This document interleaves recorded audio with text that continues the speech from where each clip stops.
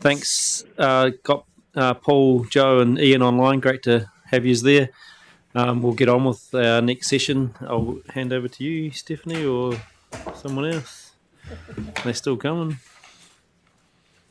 Do you want to introduce them?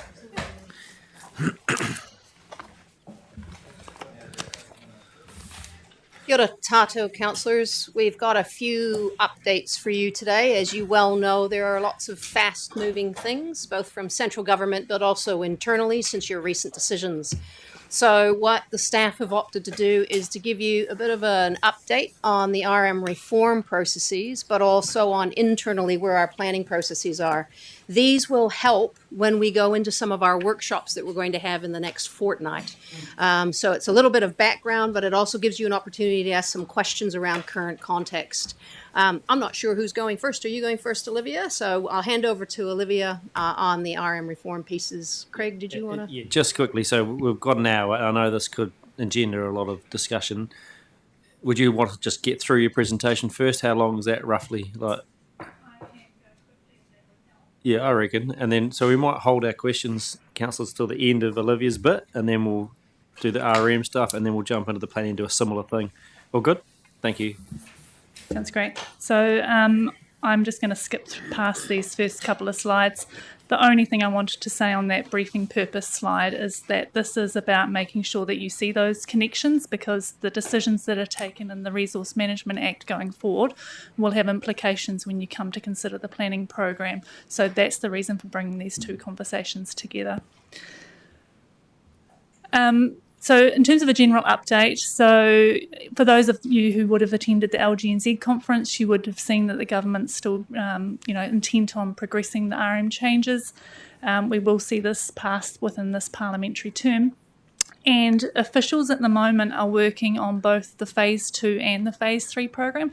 And the reason I mention that is that what they've clearly signalled is the stuff that goes through Phase 2, so that's the changes to the current RMA, will be the bridge to Phase 3. So all the changes that we're seeing at the moment, take those as an indication of the direction of travel, because it will align with where Phase 3 goes. The timelines are really fluid, so we had some indications about when we thought things may land, particularly around the National Direction package. That's becoming more fluid at the moment, and so what it says to us is there's probably more value in having conversation around sort of big system level parts and architecture, because the Phase 2 package, remains sort of fluid. And so what it means for us, we should anticipate that going forward, we may not get a lot of advance warning as the stuff lands, but also that means that we need to be thinking about how to be proactive in this space so we can make use of the opportunity before we get into a reactive position. And to do that, we actually need a really clear unified council position so that we can undertake that sort of proactive advocacy work. And the one other thing I'll just mention is we expect that as announcements come, we're going to have to continually reevaluate what this means for the council's existing commitments and programs. And so that's what we'll be looking to do as we go forward. I won't talk too much to this slide, except to say the one key point is that if we're looking at that Phase 3 package in particular, you can see that, the Expert Advisory Group blueprint has landed. That's with the government at the moment. They are considering that, and the Minister said at the LGNZ conference we may see further announcements on that shortly. That could be recommendations from the report, or it could be the report itself. We don't know, but we'll be keeping a watching brief. But critically, those bills will land around possibly the local body election time, and so having that proactive positioning means we can navigate through that period where governors aren't here, and still the intent, of course, to pass it before central government elections. In terms of we're thinking about how we're going to be most influential in the system, I really just want to point out that the government's really clear on those four key drivers: economy, infrastructure, environment, and regulatory environment. That's the context they are seeing as guiding the resource management system. So if we want to be effective, we have to work out How do we achieve the government's objectives in a way that works for us? Those 3 questions at the bottom, I think, are reasonably critical. So how do we deliver better outcomes for Canterbury faster and at less cost, given the economic drivers? What's our value proposition? So what do regional councils do really well? Where's our skills, knowledge and expertise? And how's that different and distinct from other players in that space, particularly if you're thinking about that complex regulatory environment with multiple environmental regulators? And we will need to make some trade-offs and some hard decisions. So what do we keep close to us? And what do we say, well, we shouldn't be operating in that space, or there's less value in us operating in that space? I'm moving fast so that we'll have plenty of time for discussion. So external context, but, this council has committed to deliver particular things. We have our strategic direction, sets out what it is we want to achieve. We have our 4 PO, which is setting out how we're going to deliver that and the areas we still need to focus on. And then you as a council have committed to 3 core services, which is the work that you'll deliver for your communities. And we're held ourselves accountable through those outcome measures and targets. And so when we bring the 2 contexts together, that's the shaping that we need to be thinking about as we go forward to have those strategic conversations. And, the outcome measures on that slide, those are just some of them, but those are the ones that relate most directly to the resource management system. That's why I've pulled those ones out. I'm onto this slide already. Wow, that was fast. So what we want to do next, at the end of March, we would like to have a workshop with you to explore some strategic conversations. We're proposing that we do that by having a scenario-based workshop, so thinking about potential futures that we might be looking at, and then saying, if X arises, what does that mean for Y? And what are the risks there? What are the opportunities around things like functions, responsibilities, mana whenua partnership, local voice, and start thinking about that in that context, and then use that to produce some position statements and information that we can use to advocate to government, along with the reactive part. And so really what we're looking for is to say, does this work for you as council? There are other things you would like to look at, other approaches, and that's really, I guess, the very brief update for you. There you go, Claire. Just a question of clarification, and it comes off any suggestion that our statutory responsibilities are also up for or open for option, and I guess the ones that I think of as the pest management and obviously the rivers, the flood protection stuff that we have statutory responsibilities for. Those would be 2 key ones anyway. I haven't heard anything in specific in relation to pest management or river management responsibilities, no. So presumably they might still sit with some sort of organisation in a regional perspective. It's really hard to say, because the government's looking at not only this, but future for local government and moving pieces. So it is honestly just hard to say at this point. Thanks, Claire. Peter?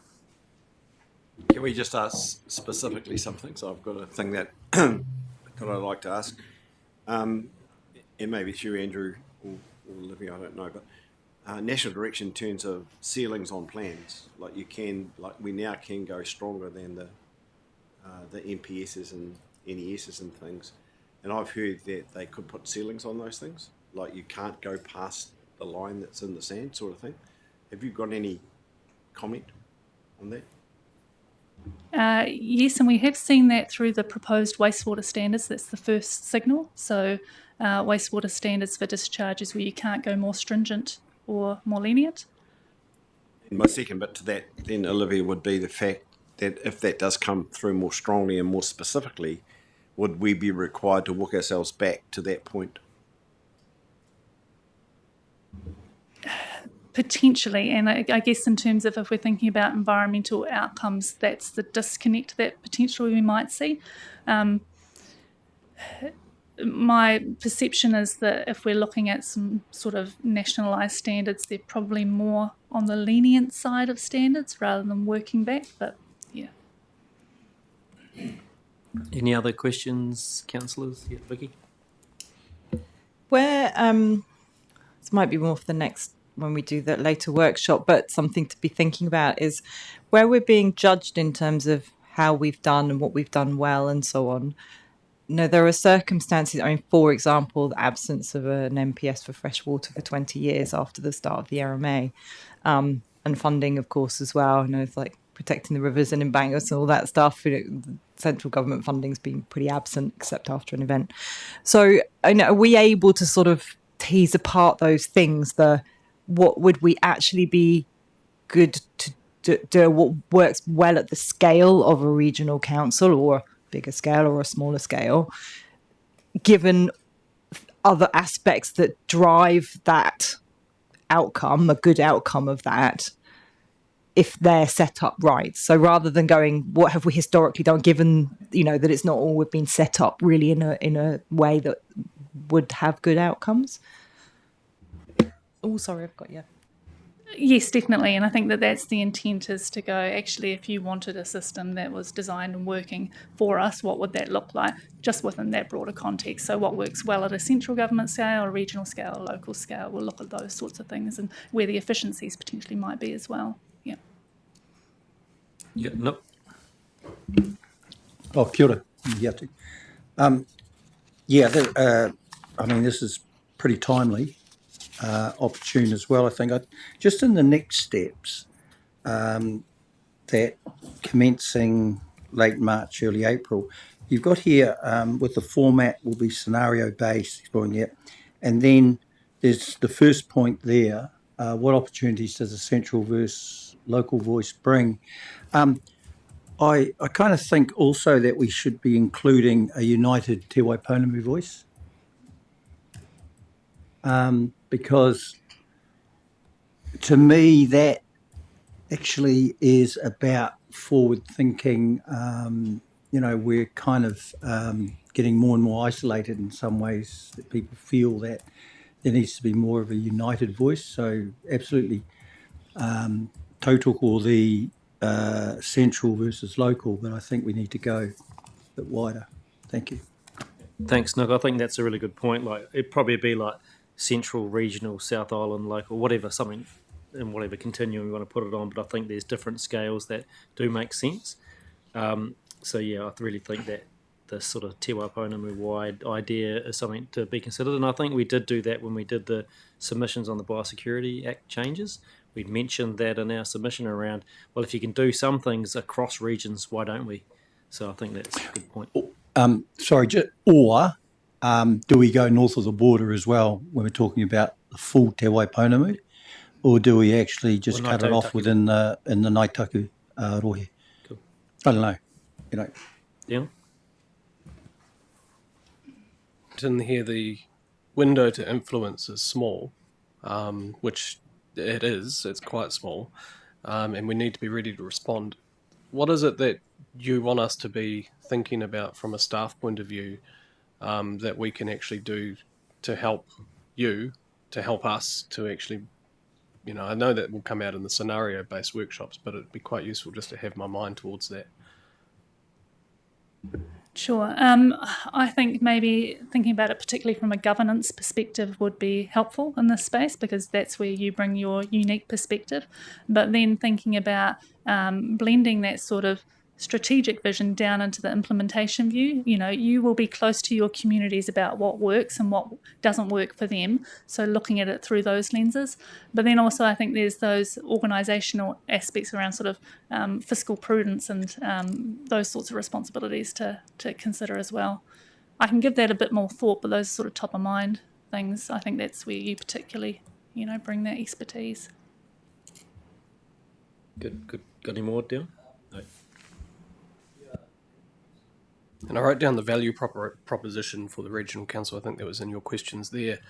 Has there been any work that you've done around what if, and I think that will come into the scenarios, what if we didn't have what we have now, what might have been, or what might have happened? And especially, and I'm just going to say it, unitary councils are what's on the top of a lot of people's minds, but they don't necessarily work the way that people think they work, and they're not the solution to the problem. So the problem definition, I think, really needs to be dealt with. Yeah, so I'd actually, this is all going to come, I think, next week. But for me, it's like, what is the problem we're trying to solve here? And if we don't do regulation, then what is that value proposition? And the South Island wide stuff is very, very important. And I think for that workshop, I'd like to understand, to come back, what are the barriers that's stopping us at the moment from being able to do a South Island wide, say, coastal plan? Working with the Unitary Council up in Marlborough and then down to Dunedin and around to the west coast and whatnot. Why is that almost so difficult to get done at the moment? So I'd like to understand that as well. Yep, Stephanie. Through the chair, thank you, Councillor Swiggs. I think there'd be a couple of comments that I'd just add in there, and that is remembering the Win Wilder report with regard to functions and really looking at the functions of the whole local government and central government, because I think, form follows function. And then the other question I'd put to councillors is, what's the outcome you're actually seeking? Because the outcomes you want will also drive those functions and then the form. And we can certainly put those into scenarios. You'll be aware that Local Government New Zealand has been talking about two models, the Manchester model and a unitary. And perhaps what we need to do in the scenario setting is pros and cons of those, and do they meet the sort of functions and outcomes that you're seeking with regard to the korero, including Councillor Korako's comment with regard to Te Waiponamu. Yep, Peter. Thanks, Stephanie. Yeah, I think we need to not ask questions too much, but make statements like, do you know what you're changing? Do you know what the functions are that you're going to take away? Because we spoke this morning in councillor time with Stephanie regarding, if you have a CME function and you haven't got a science function to go with that, or you haven't got a planning function to inform that, then, if you put all those things in silos, then you actually change the nature of local government. And if you're going to change the nature of local government, you need to be aware of what that looks like. And so I think that from my point of view, any elevator conversation you have with any opportunity with any politician is to say, hey, you realise what's going on here? We're not TAs, we just have a different function. And what about rivers? I mean, there's a whole lot of stuff there, isn't it? Which, I'm preaching to the converted, but I think we should be saying those sort of rhetorical type questions to these guys. Thanks, Peter. Anyone else? Genevieve? Yeah, mine's more of a sort of comment. I think the thing that we've got unique here is still Ngāi Tahu. And I think that is the fundamental thing that we need to keep embracing. And actually, like I'm looking at the moment, the iwi management plan, and it's, even though it's mildly fluid, it's still a substantial document that we really should be looking at. And that's just how I feel. Not myself, but, clearly. It's still a fundamental element of what we do every day. And I just think we can't keep losing sight of the capacity of that document and the ability for it to lead us and guide us through these rather challenging times. I just think it needs to be a foundation that we really need to just rely on a bit more. And that's just my feeling. Keep going back to it. Thanks, Genevieve. Anyone else, or should we go on to the next planning bit? And I think that sets us up really well for our next stages in terms of the workshops and scenarios. So thank you, Olivia, and looking forward to the next few weeks when we get into that. Away we go, Andrew. Kia ora, councillors. I think this is my first time presenting in front of you in 2025. Happy New Year. And with that, I thought maybe it's a good idea for us to give just a bit of a brief recap of, firstly, where we got to with the LTP. With the LTP, we looked at quite a strategic plan of reviewing our regulatory framework. We were first going to focus on partnering with Mana Whenua to develop a new regional policy statement.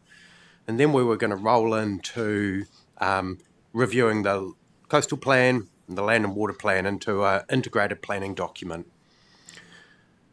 late last year, as a council, prompted by a central government change that Olivia's just outlined how quickly those come, we made a call to park the regional policy statement. What that's meant is, for me and the team, we were in the process of recruiting a hearings team to drive that part of the regional policy statement forward. And with that decision that was made, we stopped the recruitment of that team. So that team has not been recruited, and the planning section is not sitting at the number of staff that you identified in the LTP. They're moving up to about 25 staff. We're still sitting, I think, at about 17 at the moment. What we've done over that time, and what we're hoping to talk to you about, Lisa's going to walk you through it, is how we've readapted the work program based on that decision, how we've focused our team forward on a number of key planning projects. You know, there's the short-term pieces, the Waitaki, Plan Change 8, but there's more important, I think, to us who are looking at strategically, how do we deliver your outcomes in our regulatory framework? The review of the coastal plan and the review of the land and water plan is the real diamond in the rough there. I don't know if that's quite the right analogy to use, but that to me is the most important thing for us to look at, is that wider framework of the plan. And without going into too much detail, because I'll steal all of Lisa's thunder, I'm going to hand over to Lisa now, and she's going to walk you through where that plan review framework is coming together. Kia ora. Oh, apologies. Actually, maybe go back. So yeah, I mean, really today is just about kind of signposting what you can expect to see from the planning team over this year and over the next sort of 4 years, and what we're in the sort of the process of scoping, and then sort of when you can expect us to come and talk to you as well. So I guess just reflecting back on what Olivia presented, obviously the resource management framework is changing, and it's changing fast, and which means that we have to go back and look at why we're reviewing our regional plan. What do we actually want to achieve in a regional plan review? You know, the NPSFM is part of those changes, and that was a real driver for wanting to, for needing to go in and review the whole plan framework. That's probably going to be less of a driver going forward. So now we've got to think about what are the other signals that are coming from government that are saying things need to change, and I think Olivia really outlined some of those signals really well with those sort of value propositions, and you know, how can we do things faster and cheaper, and how can we make sure that we're adding value in that resource management space, and not preventing that kind of infrastructure and development that the country wants to see. If we just jump onto the next slide. So I guess this is the work program that was agreed in the long-term plan. So we've got pretty much two main chunks of work there. One is the coastal plan, and that's a review that would happen in two phases, with the first phase sort of that 2026 sort of targeted plan changes, and then rolling into the integrated plan sort of by 2028.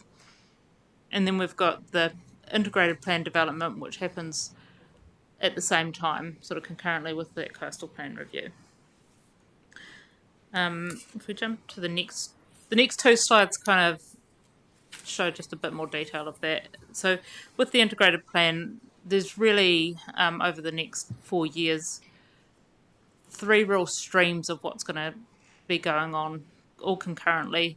The first stream really is that kind of information gathering and policy development, and that's the being out, you know, sort of gathering all of the technical information, understanding what the legislative framework requires of us, and turning that into sort of policy options to go out and talk to people about.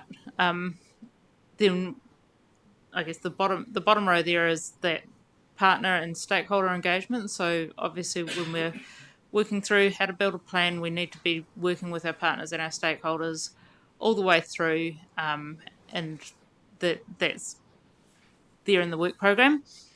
And then you'll see in the middle section there's a real focus in the integrated plan around plan architecture and the integration approach. How are we going to reduce complexity and improve implementation so we can better achieve outcomes over time? That's really the core chunk of that integrated plan framework that is being scoped up at the moment.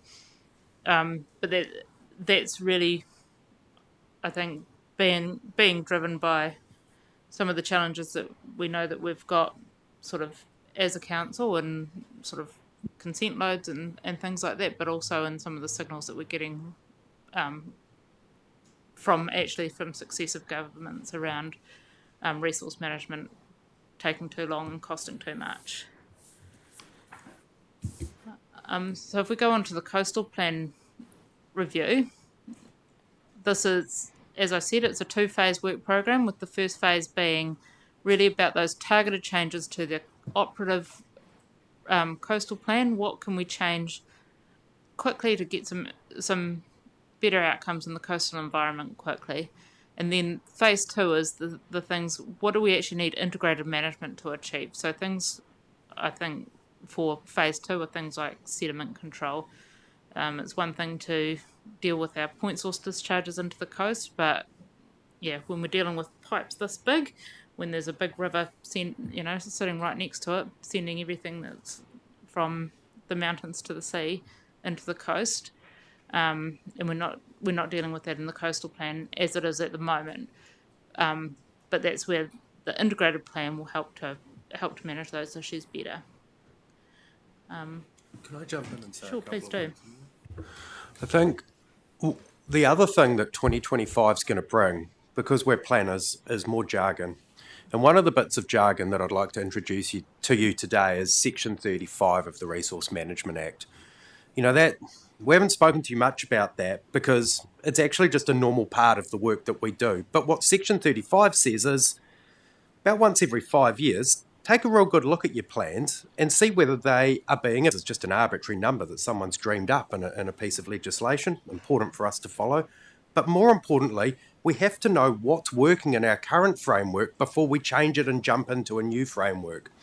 So when we're talking about information gathering, or if we go back one slide, and we see information and theme development in there, a big part of what we're doing there is going back and looking at how's the current framework working.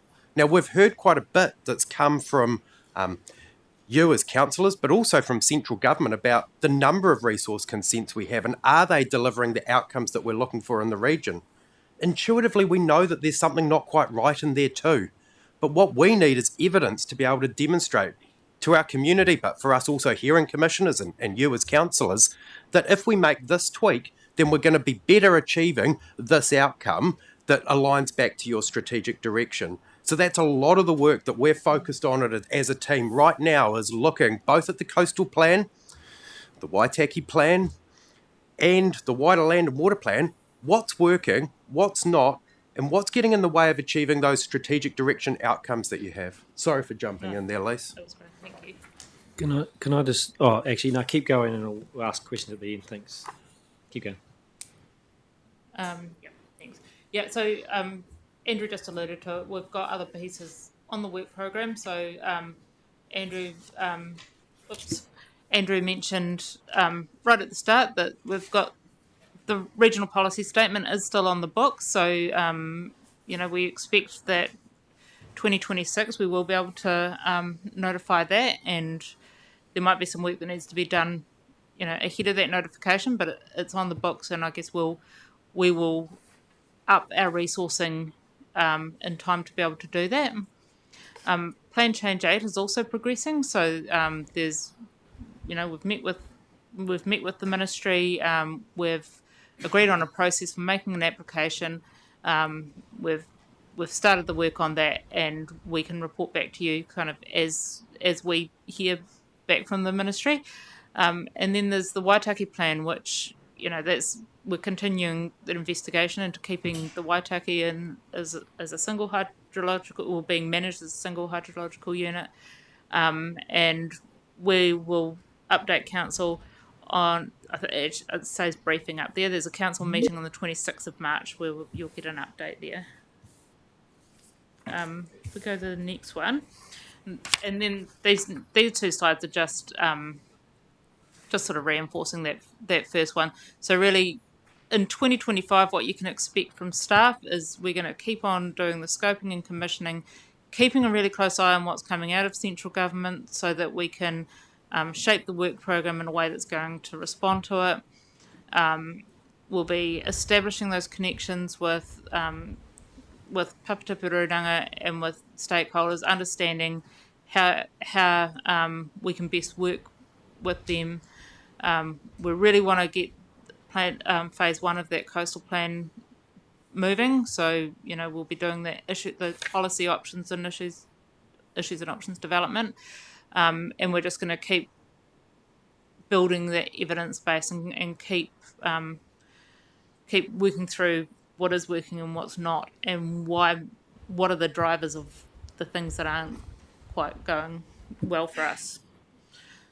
And then, sorry, there's one very quick last slide, and I'm not even going to talk to it. It just, that's the sort of briefing schedule that we've got for councillors this year.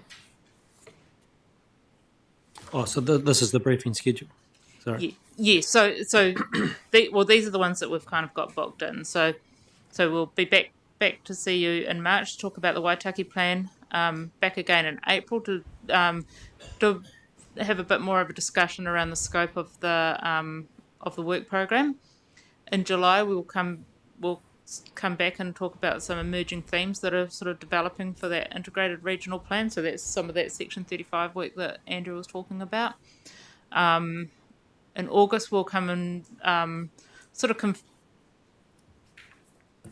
talk about the issues that look like we'll have a good evidence base to be able to pursue through that phase 1 of the coastal plan development. And then, as soon as we can, post-elections, we'll come back to you with some issues and options on the phase 1 of the coastal plan. Thank you. I've got a bit of a list, but I'll go to Dion, and then I've got, just let me check, Genevieve, Vicky, Peter, anyone else at the moment? Ian. Oh, kia ora, Ian. How you going? You're a different person this morning, sitting in that chair anyway. Well, I saw you there, and then, yeah. Good morning, Ian. No, it's good. Thanks for the update. In terms of the work program you've got moving forward and the work that you'll be doing in the planning space, and especially on the scoping and commissioning space part, the government's direction is very clearly looking at one plan per region, and also Minister Bish is very, very keen on saying, and he keeps saying it almost everywhere he goes now because he's been down in Canterbury, and you were there, the 230 zones that we have in Canterbury, and he wants that to about 30, which is a very big change to what we've got now. How is the work that you're doing going to potentially complement the work that is potentially coming? Because, I mean, in the last briefing, we were saying we want to be in a space to advocate, to put our, to be able to influence. For us as councillors, I need to understand the information to be able to talk to people, to influence. And especially when we're hearing a minister saying we want to go from 230 plans to 30 plans, I'd love to be able to go, actually, that doesn't make sense, or that does make sense, but we need to be thinking of these things because there's unintended consequences potentially. So how is that kind of stuff going to be coming back to us as councillors, as governance? Because, that was the advocacy part, governance, and then moving downwards to operationalise it. And then is that complementing the existing work also that we've got going on simultaneously? The only other question I have there is, are there any duplications of work or pieces of work that may just be, that you're doing now that will just stop and not actually mean anything in the near future? I mean, there's a whole lot of questions there, but I think you get the gist of what I'm trying to say, hopefully.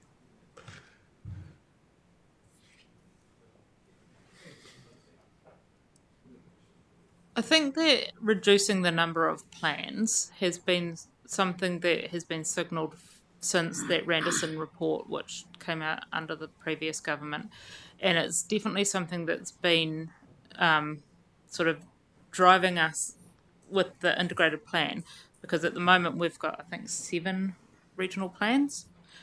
So turning that into one plan for a start will mean quite a bit of, we could, well, I guess there's 2 ways you can do it. You can kind of just change where you put the covers on the book and just stack them up and just have a thicker book and call it one plan, or you can actually do the work, which is to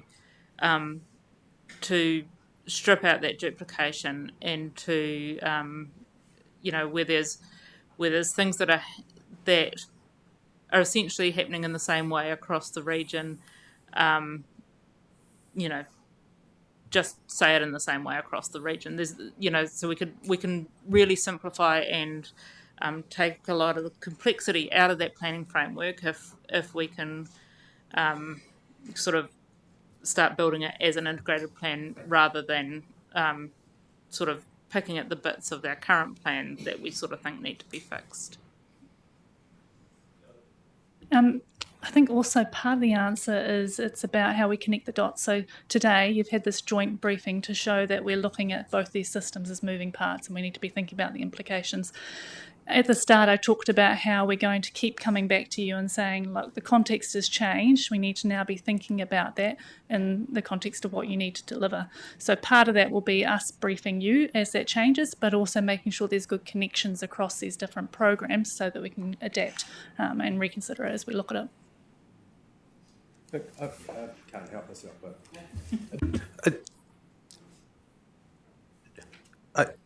I just want to be a little bit parochial here. We have the best planning framework in the country in terms of managing nutrients. We were ahead of the curve when we developed that. Now, part of being ahead of the curve means that some of the issues that we created through developing that framework, and I'm hearing it now from central government in terms of, hey, we've got too many consents and it takes too long to process them. Part of that was us getting a framework in place that actually effectively managed nutrient management. In saying that, there are problems with it, and I've already outlined this briefing that we're looking at that on quite a detailed basis. And for me, the way that we empower you to have those conversations with central government is by giving you the evidence that we're already trying to gather to be able to deliver an alignment between what our plans are trying to achieve, which is improved environmental outcome, and what some of the issues are that we're now hearing from our community that are also kind of resonating from a central government point of view. But I don't want to lose the heart of what we set out as across Waitaha. This was our communities coming together to give us improved water management outcomes through zone committees. I don't want to lose the heart of that, which was improved water management outcomes. And if we do lose that, then I do start to question the role of regional councils, which is what Olivia was trying to say in terms of the link between these 2 pieces of work. But I feel like we can be brave about what we've done. We really did create something that was nationally leading. And now, because we've been at the very head of that curve, we're actually seeing some of the issues for trying to get to the bottom of the issues that were really live and present within Waitaha. Thanks, Andrew. Through you, Chair. I guess the other thing that I'd remind us of is this is not the first step. Lisa mentioned the Randerson report. We've had multiple briefings on that, but remember too, last term, we had 2 pieces of legislation that we had to submit on, and the NBA and the SPA, I think, are still very much alive in terms of options and opportunities. So this council has already done some of those scenarios. Completely agree with what Andrew has said, but I'll also push a little bit harder there, Andrew, and it's not just about planning. It's about the entire, the whole consents, planning, all of it. And the sweetness is, how do you get that to work? Not just create a plan, but create a difference in the environment and for the people, to make sure that people, if they need a consent to improve the environment, not just for bureaucracy's sake, which is part of the pushback around efficiency and effectiveness. And I think that's where our real challenge will be, is how do we do that? What is regional voice? What is local voice? Who should have those functions? And I think that's going to be part of the very provocative nature of the scenario setting that we need to have a kororo about. I agree, and I think the other challenge I'll throw into it is it's not just regional plans, it's district plans and how they integrate in as well. And I take your point. You could just put a different cover on it and have chapters and shove all the district plans under that as well. But that wouldn't be that useful over time. So I just think there is a big challenge ahead of us all, but that's good. I think that's what needs to happen. And ultimately, that's what the next while is about, us finding out how could that work, where does that best sit, and let's be really open to that process. But also acknowledge, Andrew, yes, when you are at the leading front of something, you'll be the first to find the problems too. So acknowledge that as well, because I think that has not been said enough, that we did a lot of good work, and I know councillors around this table have said that over those last 10 years to really get on top of those issues. But it comes with a bit of baggage for sure. So thank you. Councillors, any other questions? Yep. Sorry, Genevieve. Yep. Happy New Year, Andrew. It's good to see you at the table again, and yourself, Lisa, again. Just with regards to the coastal, so the notification, it's sort of like spanning 2026-7. Is that notification for... Specific in terms of a notification date? Our expectation is to deliver by December 2026. In saying that, let's remember that this briefing is one about new things being handed to us. So I'm actually quite thankful that if there is a little bit of play in the LTP timetable, that we're at the moment promising a December, but we'll keep you informed of any of those curveballs. This 6 months means we don't miss a level of service. Our intention, though, is December 26. I also just wanted to acknowledge you guys as well and validate, what you bring to us. So thank you. I do have probably, I commented earlier on that sometimes when we limit the scope of our community engagement earlier on in pieces of what we do, can actually come back now, like when we're looking for options to bite us. And so I guess half of the issue is actually sometimes looking for similar voices or allies in the equation, and I think that's our challenge at the moment. So, yeah, I think we all have a part to play in advocacy for trying to get something happening, and I support you in that too. But also I just want to I hate the word echo, but echo what Stephanie said as well. I think there's more to it, and we need to not only deliver sort of like a strategy or a planning framework for the region, we need to actually follow through and deliver compliance and outcomes that way, and actually prove that we may have the planning framework exquisite, but it's how you follow through with something, and I think we're not quite there yet. And if we can really hone down on that and prove ourselves, then people will, I think, embrace what we're doing. So very good work though, thank you. Thanks, Genevieve. Vicky? Yeah, kia ora. So just this totally going to actually tie in with both what Stephanie and what you said, Andrew. And Lisa, you commented and said what the country wants to see in terms of the sort of what we're looking at here and what the government's talking about and so on. And I really just want to flag, and I can put it into a question, which is how do we keep our local voice live with the work that we're doing, which is to go to outcomes that our local communities want to see, whilst we address the government's drive for efficiency, for rolling out infrastructure and so on. So I don't want us to lose sight of the fact, I mean, the CWMS was developed with a whole heap of community outcomes and community voice, and that fed into what the outcomes are. We haven't hit all those targets, not close, I don't think. We'll see in June where we're at. So we've got a long way to go. We might have been brave and put a framework together. It's definitely not perfect, and there's parts to play in the whole cycle of the CME and everything else, but that set out something. I don't think we heard significantly different voices through the RPS consultation, the Pick a Path, the What's Our Future Canterbury, the same voices coming through. Arguably the MPS 2020 came out of the 2018 election, where, astonishing to me as an outsider coming into New Zealand, fresh water and rivers was like a really substantial election issue at the national level. Like, I never saw, I mean, I think in the UK they might be having that now, but I think they are now. But, that for me was quite enlightening. And that's what, so those things haven't gone away. They're still here. And I think we need to keep our eyes on what actually the broader community want, not the voices of the politicians that have got in place that come in for so many years and then it flips again and someone else comes in and, they have their particular priorities. But I think there's been a lot of consistency over the last decade or two, at least, around where actually as a region we want to head.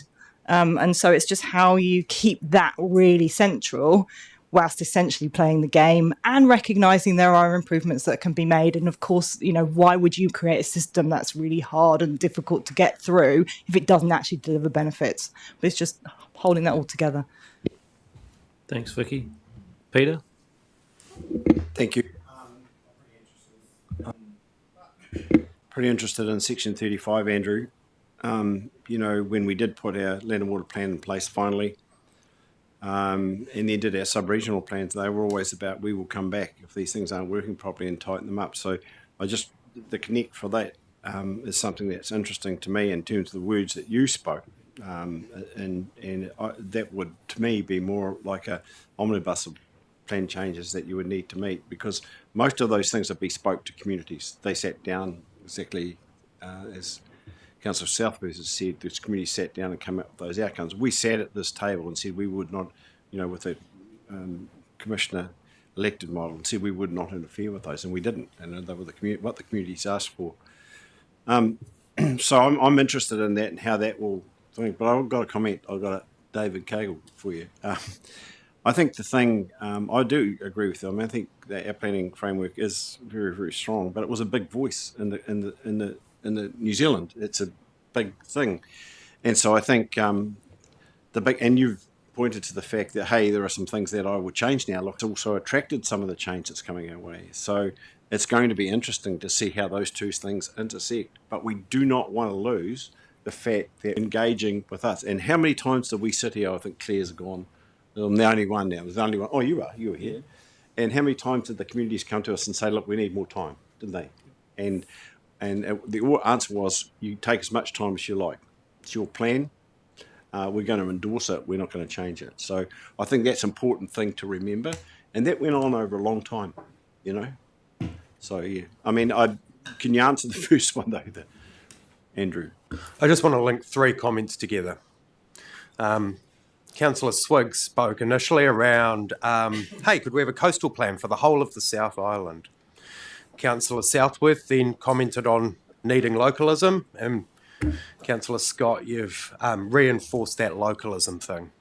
I think I'd like councillors to think about the difference between having a consistent suite of planning tools so that no matter where you are, in New Zealand, in Waiponamu, in Waitaha, you know that when you're applying for this activity, these are the high points that you're going to have to hit. But I think planning cannot have any sort of richness unless it has localism in it. Outcomes must be, in my opinion, developed to deliver something locally. You can't do it to say, hey, we want this, and then not take into account that every community is special. Every catchment has its own hydrology. And I think that might be one of the things that comes through the Section 35, that while all our zone committees worked really hard on getting unique outcomes for each of their areas, they also came up with a unique toolkit and a unique set of planning rules. So a new unique consenting framework and a unique compliance opportunity for us to be able to deliver on those outcomes. I think that is one of the key things that we're talking to you about right now, what needs to change in our planning framework. So we could do, Councillor Swiggs, your one plan for all of Waipounamu, but it would only be a good plan if it actually got down and started to look at those local communities, whether it's the Culverton Basin and how much water it needs to be able to irrigate and provide those economic outcomes while sustaining the life-supporting capacity of the rivers, or just up the road in Hamner, where they do have two zones, unique in New Zealand, that help deliver that alpine-feeling community in Hamner Springs. I hope that makes sense to you, because it's one of the fundamentals that we'll be coming back to you about over 2025. Okay, I've got Grant next, and then we've not got much time left, but I'll come to people that haven't spoken. I hold out hope of the spatial planning component of the new regulations, which will actually deal with what you're just talking about now, because I've always pretty adamant that that's the way forward for us within a broader context, if you like. My question was a few times on the slides the word partners and stakeholders. Are we likely, do you think, to be broadening the stakeholder, the range of people who we speak to on that? There was some concern under the LTP that there were some important groups that we missed out on.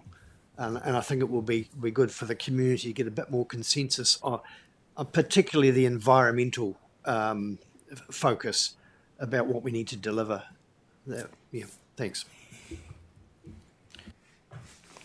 Is that, do you want an answer? Or? Oh, okay, cool. Ian. Yeah, thanks, Craig. I'd like to track back to some of the comments or questions Olivia asked at the beginning, and then Lisa, your comments, and that is, you were saying, what are the things that we do well, and my question to that would be, have we pushed hard enough at the things we do badly? And it goes back to some of the, and Lisa, you said, what are the things that we've got to do to align ourselves with central government direction? And I think the answer to those two questions is the same, as we have to focus on the things we've actually haven't done well.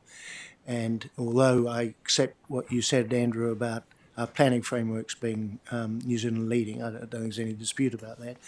I don't think it was quite as sweet a light as Peter said in terms of listening to our zone committees and actually implementing everything that they wanted in our sub-regional plans.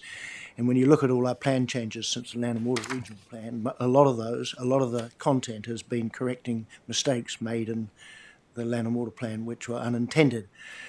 And so why have we got, and then we've got the Awa decision, which is again a challenge for a poorly written plan. We've got a few other things where we know there are issues with delivering on various plans because the rules and regulations get in the way of the community outcomes and flexibility as circumstances change and things change. And so we end up having a reputation for being in the way of getting things done rather than enabling things. And I can't help but think that that's why central government is changing some of the direction around the RMA and various other things. So I think we need to be pretty tough on ourselves about the things where we have got it wrong. Have we been too pedantic and specific in our plans about the wordings? And look, you know, I've been spending a bit of time this last 10 days driving around the district and been invited to various people's properties up country and stuff, and they're all saying, you know, we're trying to do the right thing, but actually Environment Canterbury, our rules and regulations and plans get in the way of us to do the right thing. So I think that's where our focus should be. Any other, thanks Ian, any other councillors? No? I just had a question, like picking up a little bit what Genevieve said earlier on, and the localism sort of theme. Like I saw that in the LTP, that slide with the LTP sort of program on it, that for the first part of the coastal plan there'd be some initial community conversations, but I notice on this one that's not there anymore. So can you tell us what's happening in that space? Are we going to have some initial community conversations this year or not.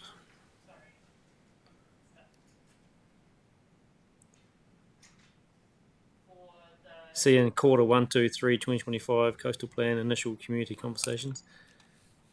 Are we still doing that?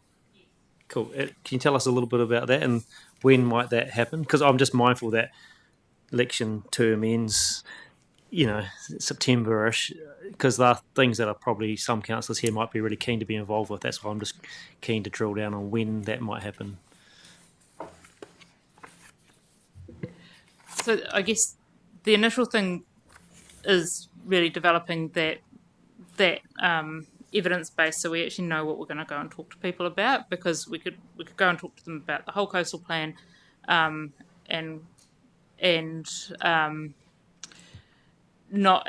I guess raise expectations that it'll all be dealt with in that first phase. But I think what we wanted to do was work with council initially to say, how do what chunks do you want us to bite off in that first phase, and what do you want us to bite off in the second phase? So then we've got a bit of direction about what we're actually talking to people about. So we haven't gotten to the point of scoping up exactly what that community conversation looks like yet, because we're still doing the work. I almost have to disagree with you, Lisa. I know happens very rarely for us, but we are going out right now and commissioning NIWA as part of that evidence gathering work to ask our communities and Papatipu Runanga about sites of significant ecological areas within the coastal environment. So that conversation, while I don't disagree with the future 2025 community conversation that will happen, there is a much earlier conversation that I think is also reflected on that slide, in terms of you can't actually gather an evidence base without talking to your community too. So I just wanted to add that other piece in there. Yeah, and that's really good. I think, and I mean, I don't want to dive down into the detail. I don't want to know things, but I think whenever there's a community engagement, I think we want to know, because the other bits, we actually either want to help our community know about them so they can be involved. So I think hearing about that sounds awesome. So I'm really thankful that that's happening. So if we can just get those touch bases to us so that we can be informed that, yes, those are happening, there is people in our communities that are going to be involved, good stuff. So can we be informed about those things? Cool. Yeah, absolutely. Absolutely. It's just that what's really important too is that you just sort of quoted using NIWA to collect information. Is that right? Yeah. So you better have that would be really interesting for some Papatipu Runanga actually, because they have a real credibility situation with NIWA, because when they give them the information, they take it, put it in their pātaka and actually call it their own. So there's a bit of IP stuff there about Papatipu Runanga now giving out that kind of information. That's just one thing. I mean, well, I don't want to go too granular either, but that's really important that, who you engage with, that the community should know about as well. Andrew, I think what you're hearing is the councillors are very hungry for some specificity, and I think we need to come back with a little bit more detail, and also working in the way that you talked about. And it's definitely more about opportunities for us to support our communities and just be aware of it. So if we're asked questions, we can say, okay, what are you guys actually doing about the coastal plan? Because that's what we'll get. And we can say, hey, well, there's these opportunities that are happening. There's work going on with Runanga. There's work going on with others. So that would be just really helpful for us to have a bit more detail. So thank you. Not that I want to be at the workshops. I just want to know that they're happening. So thank you. Cool. I think that's it. I know I've got some more meetings to come up. Thank you, team. Thank you so much. I know there's a lot of work in this space, and you can see the time it takes, and we know with Plan Change 7 how long things can take.